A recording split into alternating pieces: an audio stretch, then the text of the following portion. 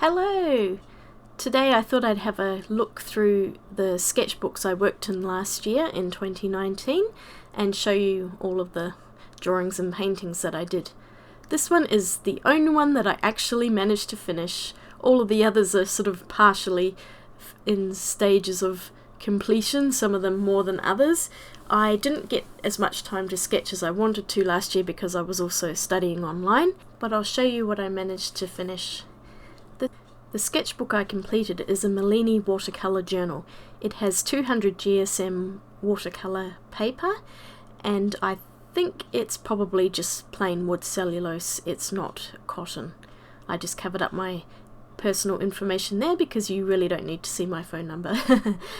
And I just decorated the outer pages, which weren't watercolour paper, and the page on the right is the first watercolour page in here. As you can see, this book got damaged because I very cleverly left it in a bag with a bottle of water, and the lid wasn't on tight enough and it went everywhere. And a lot of the watercolour paints re-wet themselves. Oops!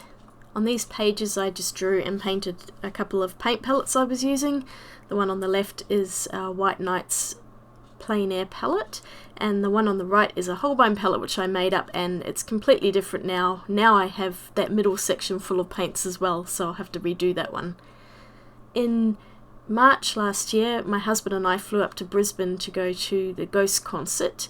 Ghost is a heavy metal band that I love, and I just drew a couple of pictures, one of the aeroplane and then also the view from our hotel window.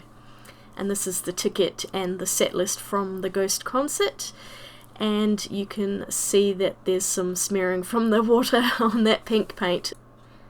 I'd taken a couple of photos at the concert on my phone, although the one on the right here is actually from a friend's camera, and I painted these on the plane ride home.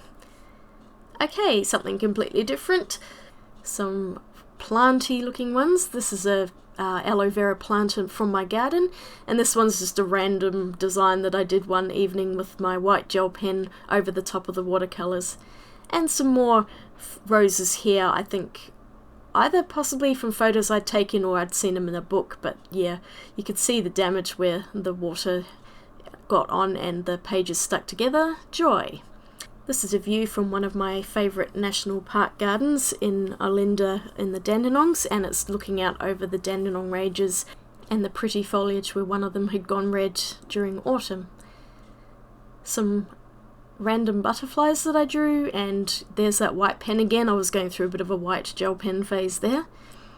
The one on the left is from a book I'd had on Gothic windows, and this one's a little leather bag that I'd bought and I decided to draw it.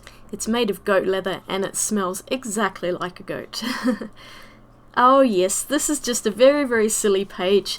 I was drawing doodles of men totally with no reference, so there's not exactly any anatomical correctness here. I was just playing around with my paints and my pens and just wanted to do something a bit silly. Why not? It's a sketchbook. This one I have no clue what this was. It was just another random sketch and then I painted it. The one on the right is a scene from another favourite garden during the autumn last year. We had some amazing colours, and the left is just a bit of an abstract of the colours that I saw up in the gardens. And on the right is a picture of a juvenile magpie that decided to keep me company while I was sitting out on the park bench, and he hung out for about 10 minutes, so I got a bit of a sketch in. It's not very accurate, but it was a bit of fun. More autumn colours on these two pages. It was such a beautiful season. We had such beautiful yellows and oranges, and this is trees from my garden and also from a leaf that I found. There was a bit of sparkly paint there, but I don't think it really showed up. I bought the Etchr mini palette during last year because the art shop actually stocked them and I just couldn't resist it. I mean, it's so cute. I filled it with Daniel Smith watercolours and painted all of them out. Yeah, you can see the price there. It wasn't cheap. Talk about an impulse buy. This is a little bit of urban sketching inside one of the local public libraries on the Big Morning Tea, which is a fundraising for cancer. And this page is me basically sitting out in my backyard painting our lovely autumn garden. And my poor kitty, he only had a few months left to live at this time, and you can see him here. It's not a very good drawing of him, But yeah, he was 17 years old and he was old, he was sick. We kept him as long as we could, but we had to make that really difficult call to have him put down. He went really quietly and it was the best decision for him. I don't regret it at all, although I'm still really sad over it and I miss him very much. His fur kind of matched the tree in the right hand picture, which is why I kind of put those two together. But it was just a nice autumn day and he was laying out in the sun on his seat, and so it was a nice day for him. And I'm really glad I recorded that memory. Okay, something a little bit different. This is one of my favourite drawings of a cafe we went to, and then on the other side is another cafe, and I do quite like just drawing the condiments on the table because it's something quick and easy, and usually it's a good thing to do while you're waiting for your food. These are two little ornaments that I have, little mini tea sets, and I just decided one day that I needed to draw them because they're so cute. I really like them.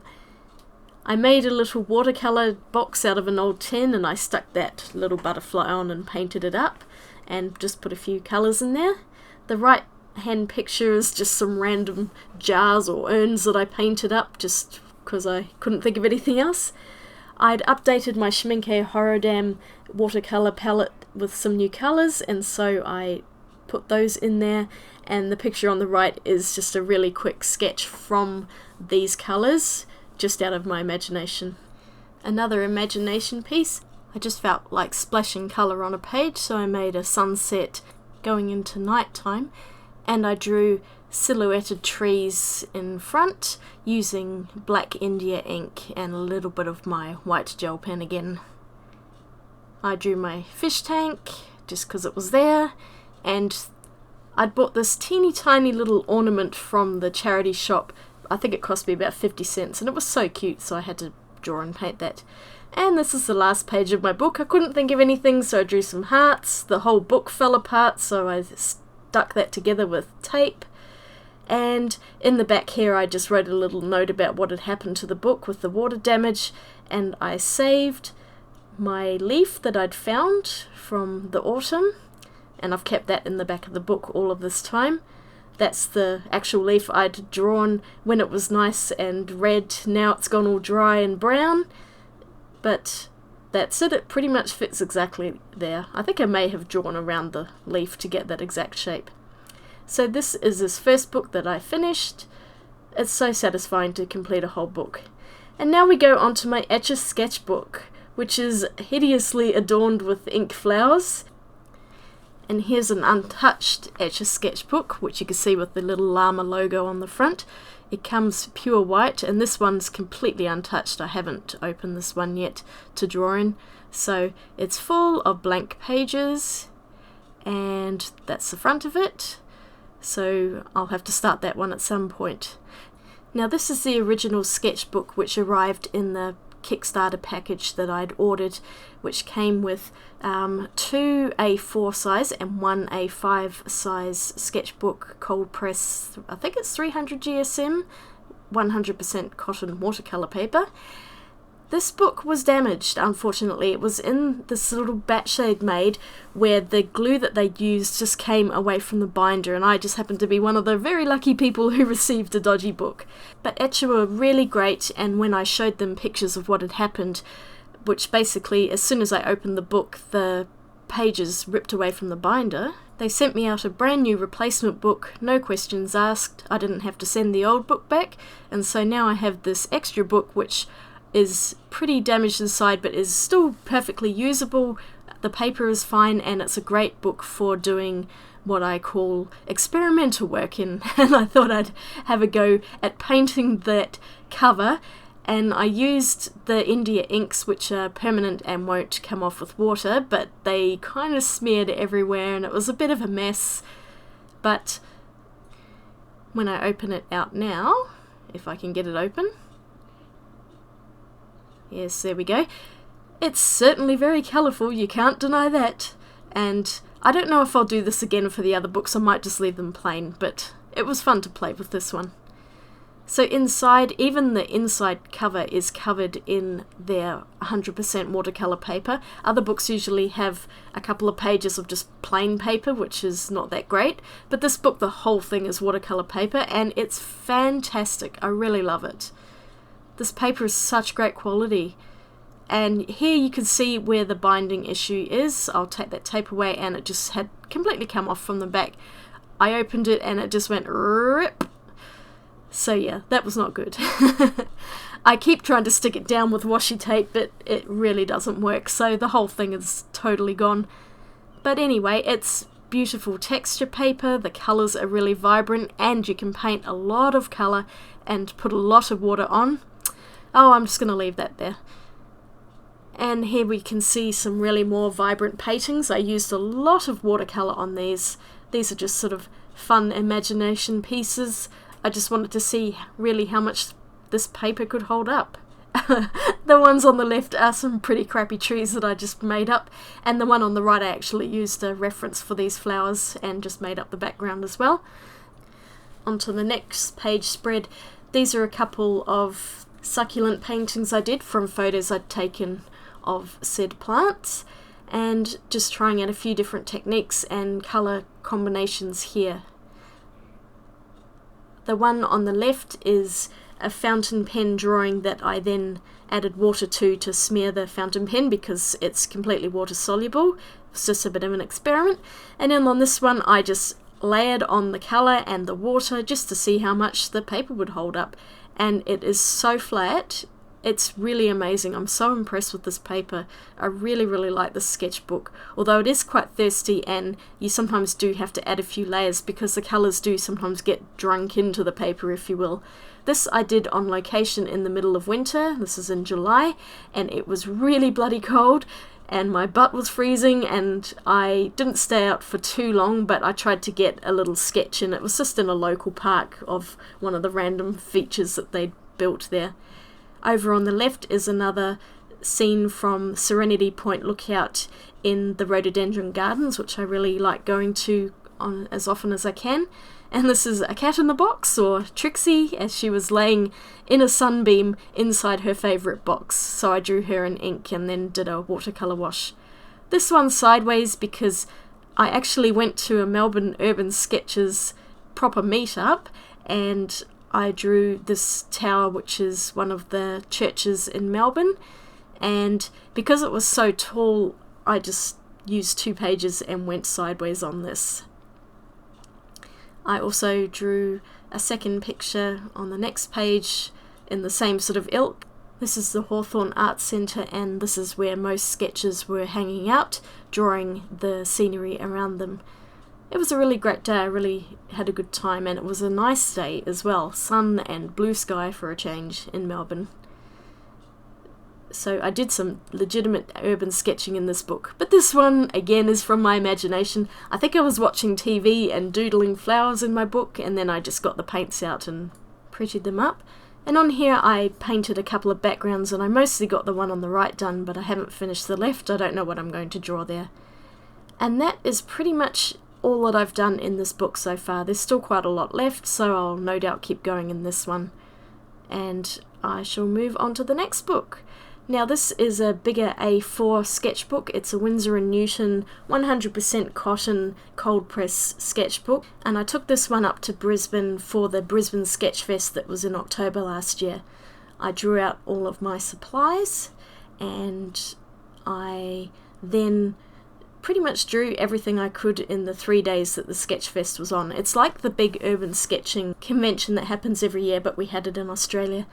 And there's all sorts of drawings in here, from when I was at the airport to the first day workshop, and it's a bit of a mess on the left there. The one on the right I painted in the dark, so I couldn't really see what I was doing. I painted it from this little beach lagoon looking over to Brisbane City. It's so beautiful down there.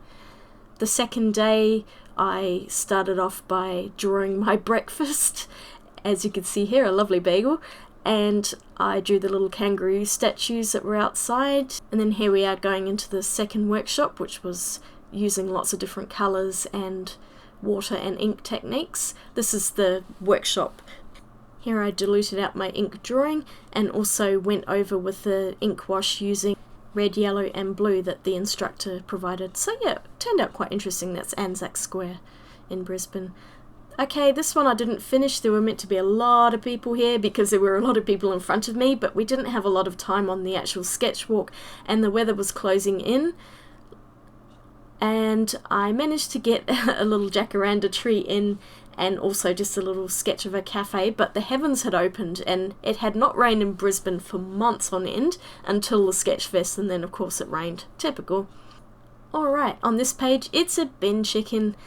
Well, really it's an ibis, but in Brisbane especially they're nicknamed bin chickens because they spend all their time rummaging around in rubbish bins. I really like this little people sketch, and also the ones down the bottom of this drawing. In fact, this is probably one of my favourite pages because I'm really proud of that. I drew it entirely in pen with no pencil, and it didn't turn out too badly. Then for the last sketchwalk, there's a few more places. This is an old windmill, and I really liked these golden statues. That one particularly looks like a Dalek or a salt shaker, so I really wanted to draw these. I thought they were really cool. And my last little drawing, which I didn't have much time for, is the old post office building. And then on the flight home I just drew the seats in front of me. My second trip in October, which was a really busy month, this was down the Great Ocean Road and it was for my birthday. I went with my husband and we stopped at this lighthouse. The weather was coming over again and it really bucketed down, but I got a little painting in. The one on the right is in Lorne, which is a tiny little seaside town, and that's the local church there. I spent a couple of hours drawing that. And then there was this really cute cafe, and a cockatoo who wouldn't leave us alone while we were having our lunch. And then this little guy is a blue wren. They are so cute. They're one of my favourite birds ever. Oh look, I wrote about the cockatoo there. Yes, I do love a blue wren. So adorable. And this was my actual birthday day. I just drew a few little highlights, a chocolate ice cream, seeing live koalas out in the wild, some bratwurst sausage for lunch, and some king parrots that you could feed because we took birdseed with us and they just sat on your hand and ate it. And then we went down the Great Ocean Road itself. On the left are the 12 Apostles, which are very famous, and a couple of other places along the way. It's Lockhart Gorge, and the bottom one on the right hand side is London Bridge. That bit in the middle actually collapsed a few years ago. And then we went to Port Fairy, and this was our really nice little motel. And of course we had to go to Rebecca's Cafe. I mean, that was just a given, wasn't it? It was so cute. She had all these cute things like old telephones and bottles and things, so it was a really fun place to have breakfast, and it was a nice place to draw from. This was the lighthouse and the island that it was on. I used some of my Daniel Smith granulating colours here to get some texture in the water there, and I like that page spread a lot. And I really love this one too. I really like how this one turned out. This is down at Port Fairy Marina, and I actually drew most of this afterwards. I took a photo and finished it off because it was really, really hot and sunny out there and I was getting a bit burnt, so yeah, we had to move it on. And then I painted this little garden, which is outside one of the markets in Warrnambool. And my last one, I think, in this book is the Koroit pub, which is one of the more historical buildings in country Victoria. It's a bit wonky, but it was fun to draw nonetheless. And yes, I'm not very good with perspective on this one, I'm afraid. In the back are a couple of pages that I didn't quite finish, and I'm not sure if I will or if I'll just leave it, because I kind of, feel like I've finished with it. This book was fabulous to work in, but I must say that when it gets wet, it smelled like wet dog. I don't know if it's just this particular book or if it's all of them, so if anyone else has had that experience, please let me know. This is another Winsor Newton 100% cotton book. This is the ring-bound version, and in here, my first painting is of a dessert that I got because it was just so pretty looking I couldn't resist it. Normally I don't eat puddings when we go out because there's a lot of sugar, but how could you resist a strawberry mousse cake that looks like that? Gorgeous! And it was really tasty too, I loved it. Now, I also attended a still life workshop during the year at the local art club that I belong to, and this was the first still life painting I did. It's watercolor, and then I did another one. So basically they set up a still life setup and you draw it, or you paint it, or you do whatever you like. So it's a nice relaxing workshop. This one, I don't entirely know what happened with that background. I think I was trying to get the folds in, and it just kind of turned into this random abstract thing, so I don't really know what was going on there. They had a raffle at the Hut Gallery, and I decided to draw the prize, which was a box of chocolates with the plastic cellophane wrapped around it.